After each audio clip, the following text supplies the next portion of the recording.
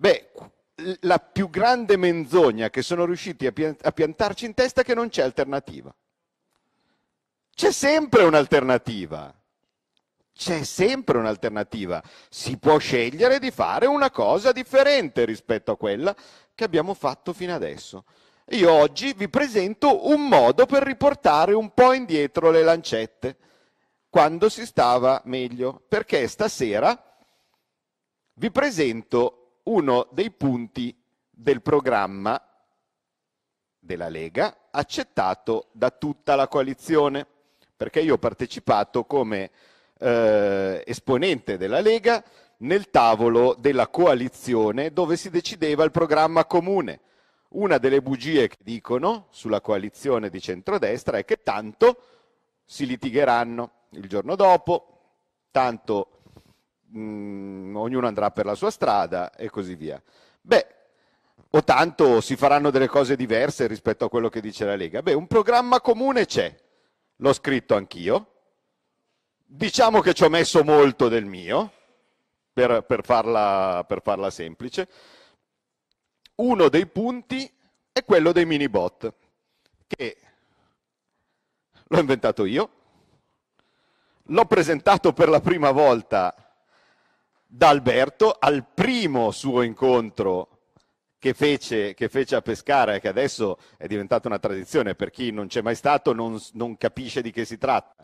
Però ci sono quasi 1000 persone che si ritrovano a Pescara ogni anno pagando, oltretutto perché venire alle conferenze ogni tanto è difficile far venire le persone gratis, no? Qui invece la gente paga anche per partecipare e si sentono parole di libertà, mettiamola così. Si discute di economia e si sentono parole di libertà, che è una cosa molto bella. E alla prima di queste cose io presentai Minibot, poi non ne parlai più. Non ne parlai più perché una volta presentato cercavo alternative. Vediamo se c'è qualcosa di meglio. Non avendo trovato qualcosa di meglio, ecco che è il momento di tirarle fuori. Anche perché ora è inutile parlare di cose se poi non c'è la possibilità di attuarle.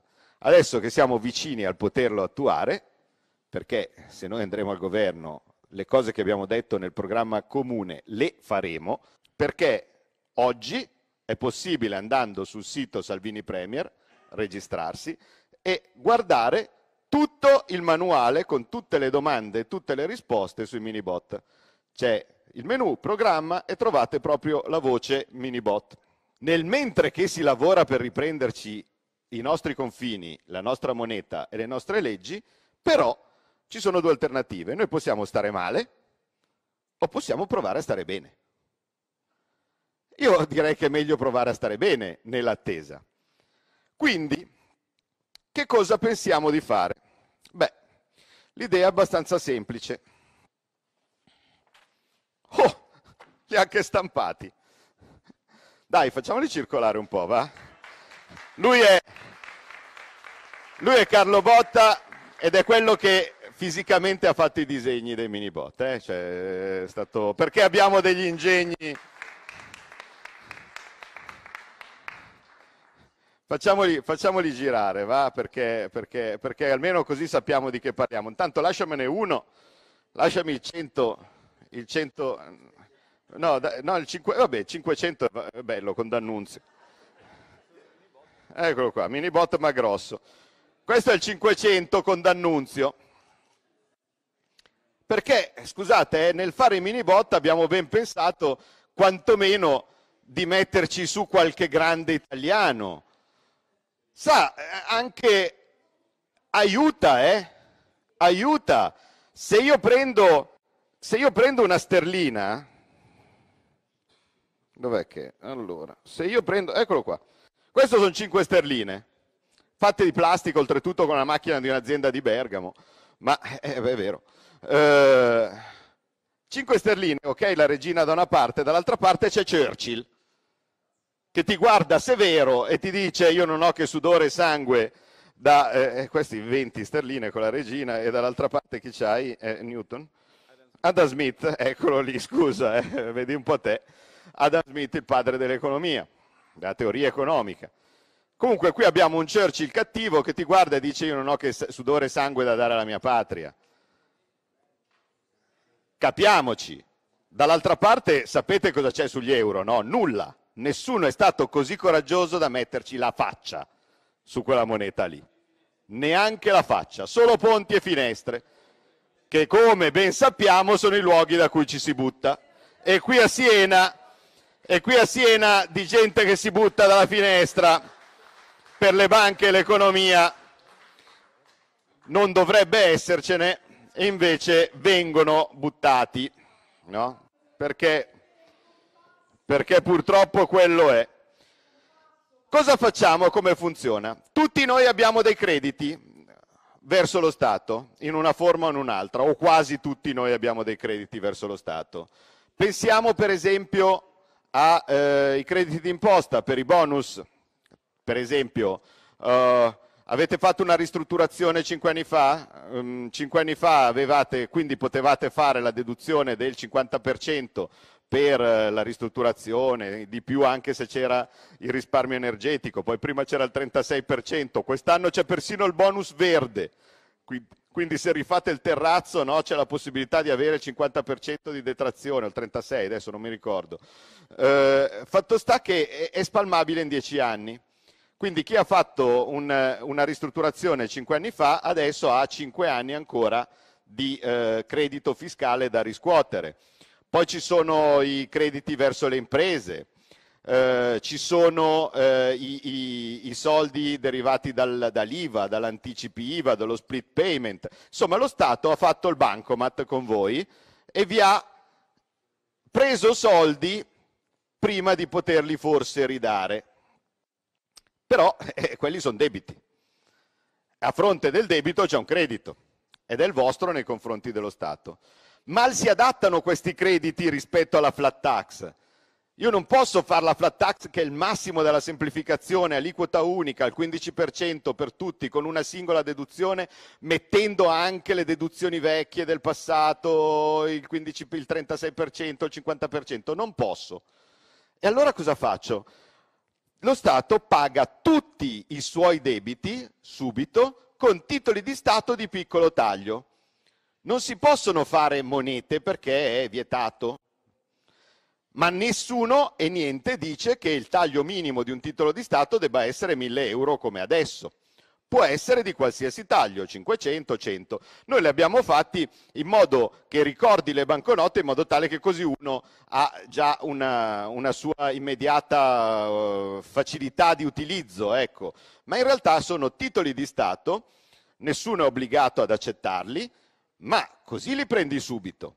Chi li accetta invece volontariamente? Lo Stato, per il pagamento delle tasse. Quindi con questi mini bot io posso pagarci qualsiasi tassa. Questa cosa significa che il loro valore è garantito, perché lo Stato ogni anno incassa 400 e passa miliardi di tasse, qui ce ne saranno in circolazione per saldare tutti i debiti circa 70-75 di miliardi, quindi il loro valore è garantito. Ma tanto non si useranno per pagare le tasse, quello è un valore di ultima istanza. Uno sa che volendo può consegnarlo allo Stato per pagare le tasse. In realtà semplicemente lo spenderà. Potrà prendere questi bellissimi da 10 con Falcone e Borsellino e fare benzina. Ovviamente tutti i negozi li accetteranno, perché con 70 miliardi di valore in giro non accettarli significa che se il negozio di fianco a me li accetta vanno tutti lì. Quindi saranno accettati da tutti, come da tutte le parti sono accettate le carte di credito, oppure come i bar accettano i ticket restaurant che non sono garantiti da nessuno. In questo caso invece c'è la garanzia dello Stato, quindi immaginatevi, no? Cosa succederà? Succederà che questo denaro verrà utilizzato dall'economia di prossimità. Cosa significa? Significa che chi è che sta soffrendo adesso soprattutto? Negozianti, baristi, piccoli commercianti. Perché? Perché tutti comprano su Amazon e così via. Io ho niente contro Amazon, per carità, oddio. È arrivato È arrivato il responsabile di Amazon e mi ha spiegato che in realtà loro sono praticamente dei benefattori perché vendono molti prodotti del Made in Italy nel mondo sulla loro piattaforma. Io gli ho detto, benissimo, allora, senta, non andiamo neanche avanti col discorso. Lei mi porti un bilancio dove mi fa vedere quant'è dei prodotti italiani che vengono venduti nel mondo con la piattaforma Amazon e quant'è invece la roba dalla Cina, dall'India, da chissà dove, no? E cose di questo tipo che viene venduto in Italia. Vediamo la differenza e poi ci ragioniamo su. Io non l'ho più visto. Arriverà. Arriverà. Quindi, però cosa succede? Così come con il contante non si compra niente su Amazon, neanche col minibot si compra qualcosa su Amazon. Viceversa si compra in negozio. E quindi l'economia di prossimità, che è quella che tanto ci manca in certi casi, ne avrà un beneficio. Questi sono denari che erano nostri perché sono nostri crediti, ma su cui non facevamo conto e invece li otteniamo subito. Questi sono denari che probabilmente verranno spesi e quindi entrano immediatamente in circolazione. Questi sono denari che non sono debito aggiuntivo, perché era già debito dello Stato. Quindi voglio vedere se arriva qualcuno in Europa e mi dice che cosa stai facendo, perché l'alternativa sarebbe, beh, allora cosa faccio? Non pago i debiti dei miei fornitori, scusa, non sarebbe forse un default? Se io decido di non pagare quello che è dovuto e che è già promesso da parte dello Stato, per cui direi che il problema non si porrà e in compenso io avrò messo in circolazione una gran quantità di liquidità che ci consentirà di stare un po' meglio insieme alle altre idee che abbiamo per rilanciare l'economia, alla flat tax, all'abolizione della legge Fornero, insomma tante questioni, tante cose che cercheranno di farci stare un po' meglio e metteranno in circolo un po' di denaro. Come magari vi spiegherà Bagnai, il rischio che cos'è? Che se io metto in circolo troppo denaro non è che falliamo, magari andiamo benissimo, il problema è che potremmo, con tanto denaro in circolazione, comprare prodotti importati.